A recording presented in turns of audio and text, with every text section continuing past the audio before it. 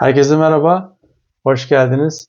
Ben Cumhur Eşin, 13 seneden beri Almanya'da yaşıyorum ve burada biriktirdiğim bilgileri sonradan Almanya'ya gelenlere, burada öğrenci olarak yaşamını sürdürenlere, daha uzun zamandan beri Almanya'da yaşayanlara veya burada doğmuş ve büyümüş olanlara aktarmaya çalışıyorum. Umarım bu video da sizin için çok faydalı bir video olur.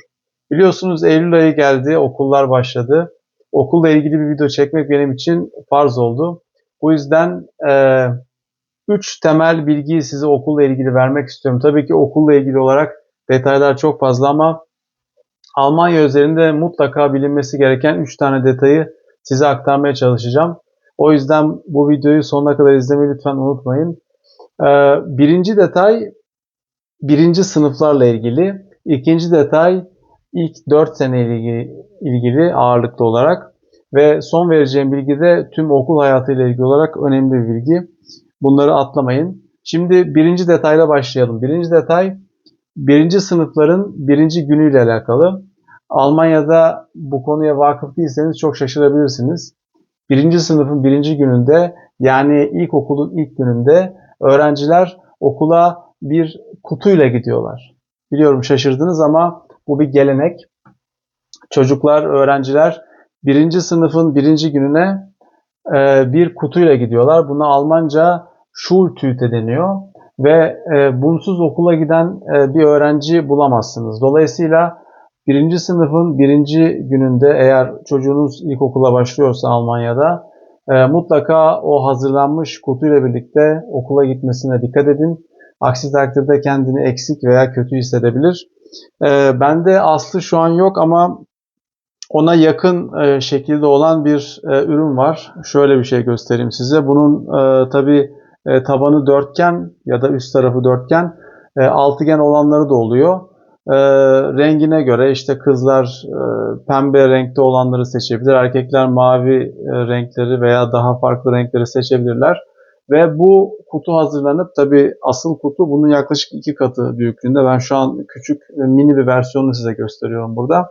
Bunun yaklaşık 2 katı boyunda olan ve içi hediyelerle, çikolatalara doldurulan bu kutularla okula gidiyorlar. Bu şekilde kendileri motive olmuş oluyor. Yani bu öğrenciler için çok önemli bir gelenek Almanya'da. Bu hala yaşatılıyor. Çok uzun bir geçmişi var bu geleneğin.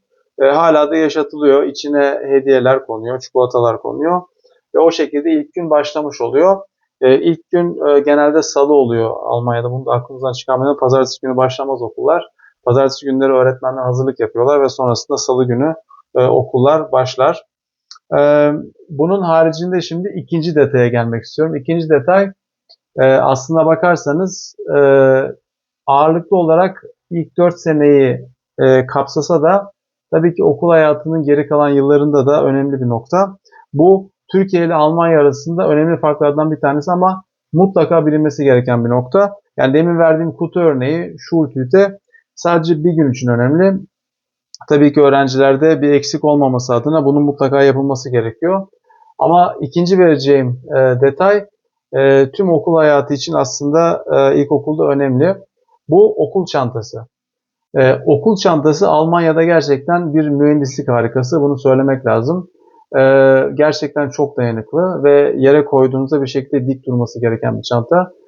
Türkiye'de benim zamanımda da şimdiki zamanda da baktığım zaman benzer çantalara sıklıkla rastlayamıyorum. Çok nadiren görülebilecek bir şey. Almanya'da bu standart. Yani standart sapması çok düşük bir şey. Bütün öğrenciler bunu birinci sınıftan itibaren 4. sınıfa kadar kullanıyorlar. Bazen 3. sınıfta değiştirme durumları da oluyor. Yani yenisini alma gibi. Ama genelde bunlar çok sağlamdır. Ben size bir örneğini göstermek istiyorum hemen. Şöyle göstereceğim. Bunlar gerçekten tank gibi çantalardır. Yani bunu bu şekilde kafamızda canlandırabiliriz. Bunların tabanları çok sert, sırt tarafları da yumuşaktır. Tabanları çok sert çünkü bunlar bir şekilde nemli ortamlara konduğunda da dayanan, aynı zamanda sürekli dik durmasını sağlayan bir yapıya sahip. Sırt tarafları yumuşak çünkü uzun süre çocuklar bir şekilde bunları taşımak durumunda kalabiliyorlar. Ve dayanak olan kısmı yüksekliğe göre de ayarlanabiliyor bunların. Dediğim gibi bunlar çok standart olmuş ürünler Almanya'da. Ve hiç ucuz da değil bu arada. Yani bunların bir kısmı 100-200 euronun üzerinde satılıyor. Almanya ölçeğinde dahi çok pahalı ürünler bunlar. İç taraflarında ayraçlar var. Yani farklı farklı şeyleri koymak için ayraçlar olanlar da var. Tabii çok farklı defter, kitap türü olduğu için onları bir şekilde ayırmak için de önemli. Cetvel bölümleri de var.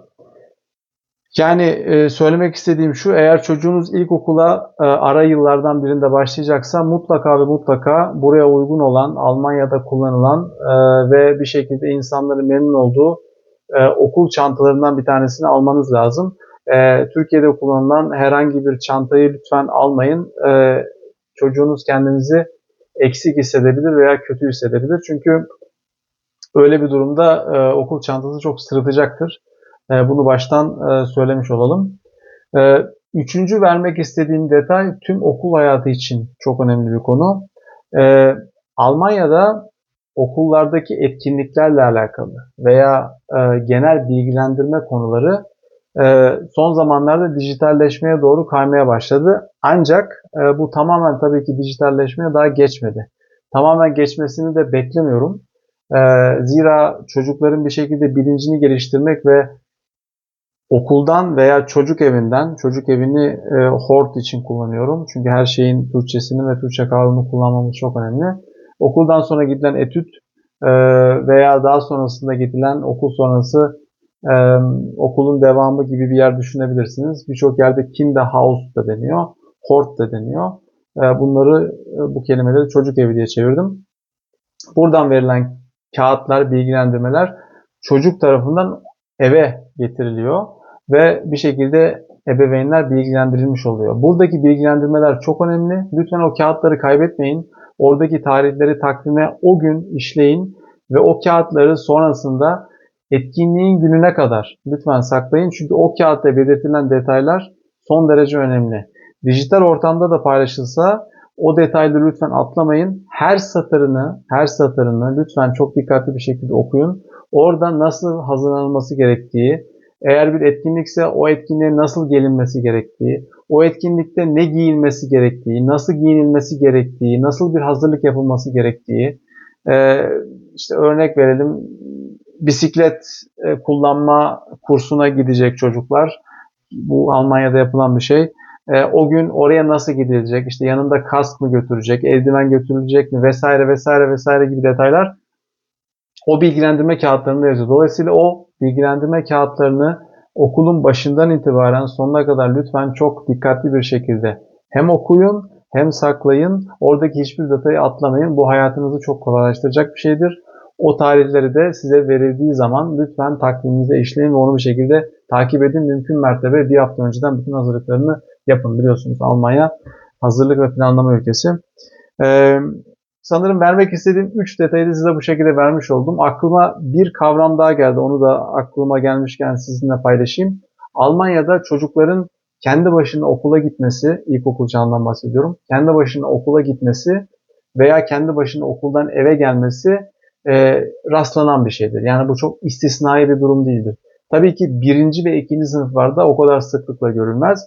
Ama üçüncü sınıf itibariyle birçok çocuğun kendi başına okuldan eve geldiğini ve anahtarıyla birlikte evin kapısını açıp eve geldiğini görebilirsiniz. Buna şahit olabilirsiniz. 3. 4. sınıf itibariyle bunun sayısı daha da artıyor. 5. sınıfa gelindiğinde artık yaklaşık 3 çocuktan biri eve aslında kendi anahtarıyla girebilecek duruma geliyor. Tabii ki burada karar ebeveynlerin vereceği karar. Yani burada bir zorunluluk yok.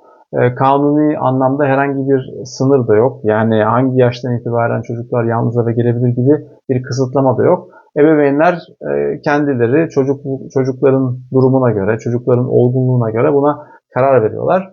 Burada kullanılan bir kavram var, unutmayalım bunu. Almancası Schlüsselkind.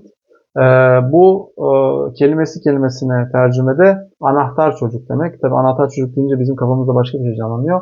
O demek değil. Anahtar çocuk kendi anahtarıyla eve tek başına gelip eve tek başına girebilen çocuk demek Almanya'da. Bu çok sık Almanya'da rastlanan bir şey.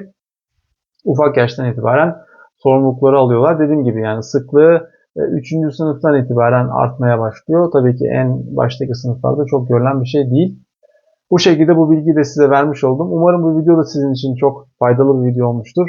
Sorularınız varsa lütfen yorumlara yazmayı unutmayın. Bu videoyu da yakınlarınızla paylaşmayı unutmayın. Abone olmayı tabii ki unutmayın. Kendinize çok iyi bakın. Bir sonraki videomda görüşmek üzere.